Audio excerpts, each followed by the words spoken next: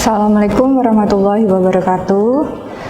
Kali ini kita akan melakukan praktikum faal untuk blok 8, yaitu pemeriksaan fungsi paru. Bersama saya, Dr. Kartika Bahasanti di sini yang akan memandu praktikum faal pada kesempatan kali ini.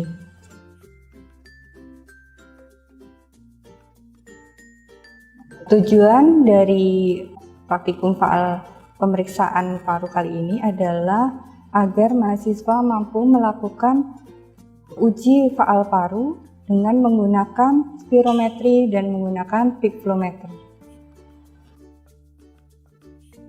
Tujuan khusus dari pemeriksaan faal paru ini yang pertama adalah agar mahasiswa mampu melakukan pemeriksaan dan menginterpretasi hasil dari spirometri. Kemudian yang kedua adalah mampu melakukan dan menginterpretasi hasil dari pemeriksaan peak flow metri.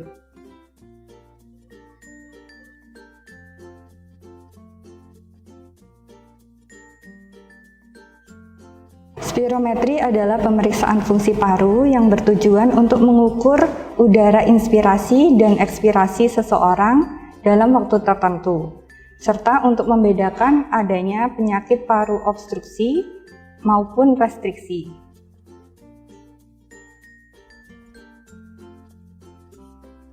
Indikasi pemeriksaan spirometri ada 4, yaitu yang pertama diagnostik, kedua monitoring, ketiga evaluasi kecacatan, yang keempat adalah kesehatan masyarakat.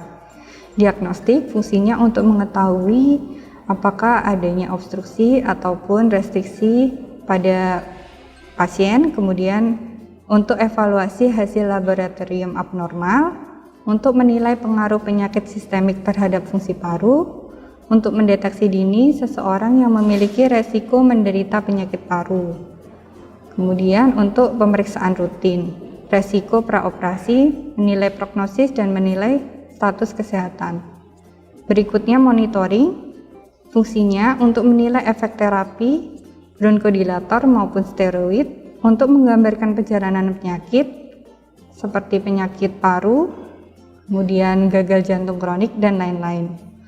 Dan untuk menilai efek samping obat terhadap fungsi paru. Kemudian evaluasi kecacatan untuk mengetahui adanya kecacatan atau ketidakmampuan seseorang, misalnya untuk kepentingan rehabilitasi, asuransi, alasan hukum, ataupun militer. Kemudian yang terakhir, kesehatan masyarakat, yaitu untuk screening gangguan fungsi paru pada populasi tertentu.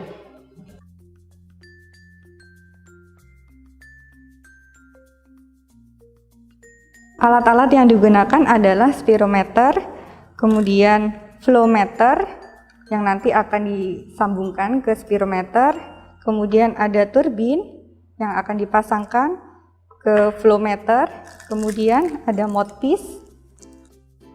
Berikutnya adalah nose clip yang berfungsi untuk menutup hidung pasien.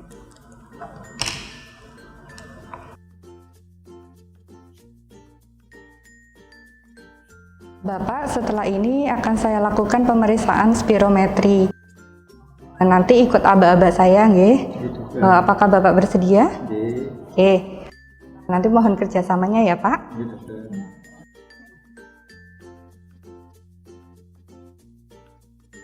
Jadi Bapak sudah mengenakan pakaian yang nyaman dan longgar ya, Pak. Kemudian Bapak apakah melakukan pekerjaan atau latihan yang berat sebelum melakukan tes ini? Tidak. Apakah Bapak makan atau minum yang terlalu kenyang sebelumnya? Oke. Kemudian apakah Bapak merokok atau mengkonsumsi obat-obatan sebelum pemeriksaan ini?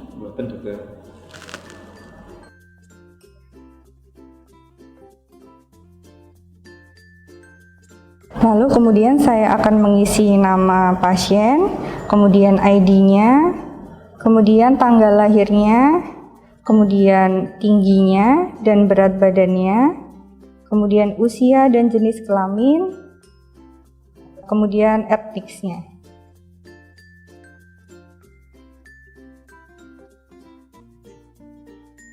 Baik Pak, kalau begitu kita bisa mulai melakukan pemeriksaan dengan spirometri ini. Gitu kan.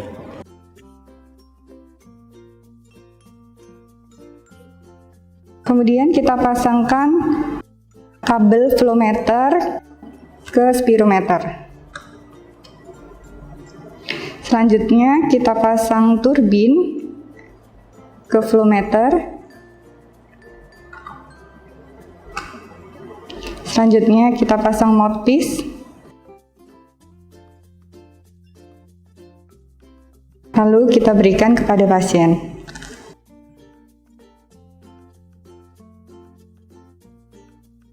Untuk pemeriksaan visi ini, nanti Bapak tarik nafas dan hembuskan nafas sebanyak 3 kali. Kemudian siklus yang 4, Bapak tarik nafas maksimal, kemudian dihembuskan maksimal, sampai sudah tidak ada lagi udara di paru-paru yang bisa dikeluarkan. Mengerti ya? Silakan Pak dipasang. Saya tutup hidungnya. Saya pencet visi ya.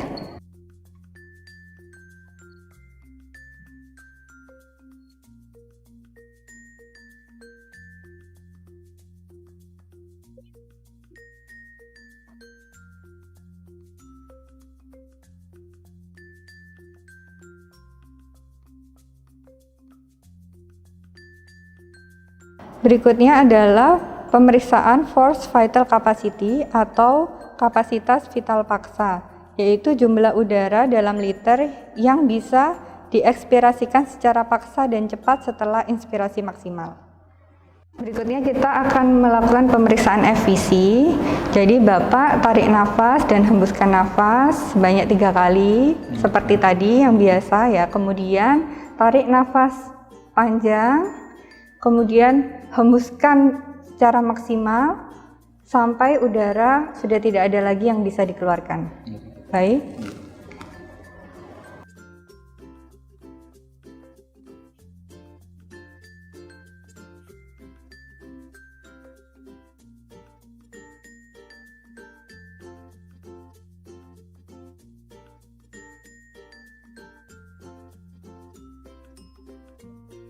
Berikutnya adalah pengukuran force expiration volume 1, yaitu volume udara yang diekspirasikan pada detik pertama saat melakukan manuver FVC, di mana hasilnya sudah diketahui pada spirometer.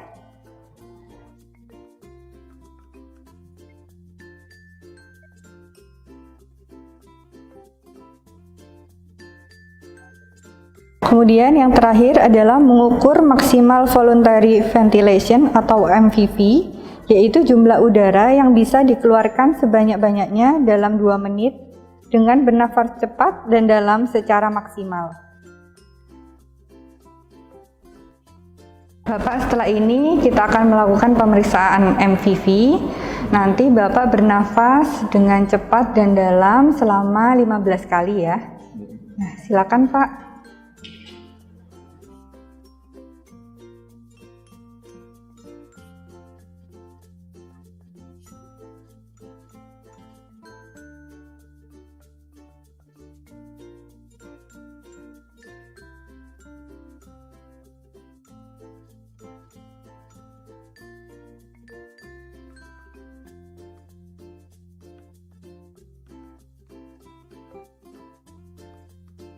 Baik Pak, pemeriksaan sudah selesai. Sekarang kita lihat hasilnya ya Pak.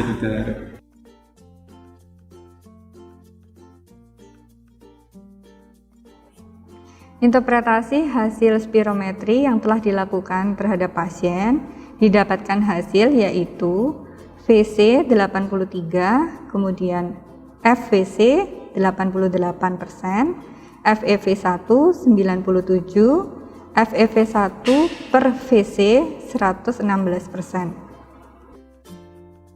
di mana didapatkan hasil faal paru adalah normal karena VC dan FVC berada di nilai lebih dari 80% dari nilai prediksi. Kemudian FEV1 lebih dari 80% dari nilai prediksi, serta rasio FEV1 per FVC yaitu lebih dari 70%.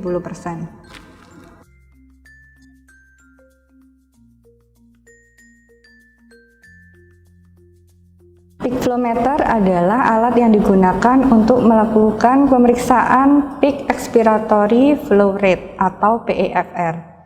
Peak expiratory flow adalah aliran terbesar yang dapat dikeluarkan dari maksimum expiratory seseorang. Kemudian PEF ini diukur dengan liter per detik dan dengan tujuan untuk menilai usaha yang dikeluarkan oleh seseorang. Fungsi dilakukan pemeriksaan peak expiratory flow rate ini adalah untuk mengetahui apakah ada obstruksi atau penyempitan saluran pernafasan dan untuk sebagai deteksi dini adanya asma bronkiale. Kemudian yang kedua adalah sebagai evaluasi hasil pengobatan asma bronkiale atau evaluasi dari obat-obat bronkodilator.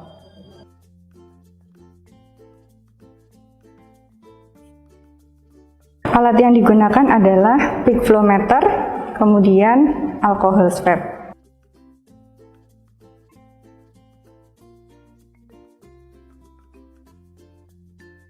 Prosedur penggunaan alat peak flow meter pertama yaitu membersihkan peak flow meter dengan menggunakan alcohol swab. Kemudian pindahkan penanda ke bagian bawah skala bernomor 0. Nah, kemudian alat bisa digunakan kepada pasien.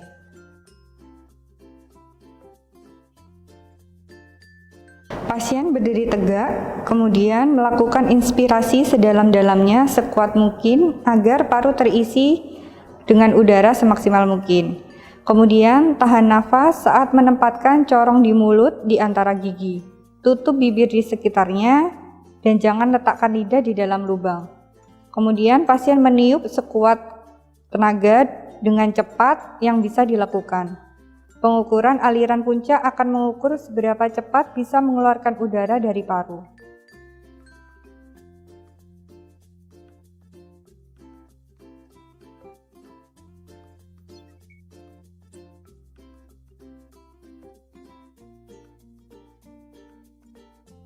Pemeriksaan menggunakan peak flow meter ini dilakukan sebanyak 3 kali, kemudian diambil hasil yang terbaik. Pada pasien ini didapatkan hasil yaitu berada pada zona hijau atau green zone, yang artinya peak expiratory rate-nya normal atau baik.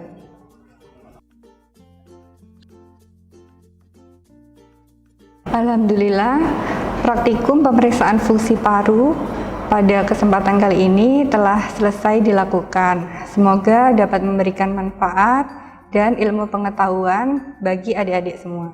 Terima kasih. Assalamualaikum warahmatullahi wabarakatuh.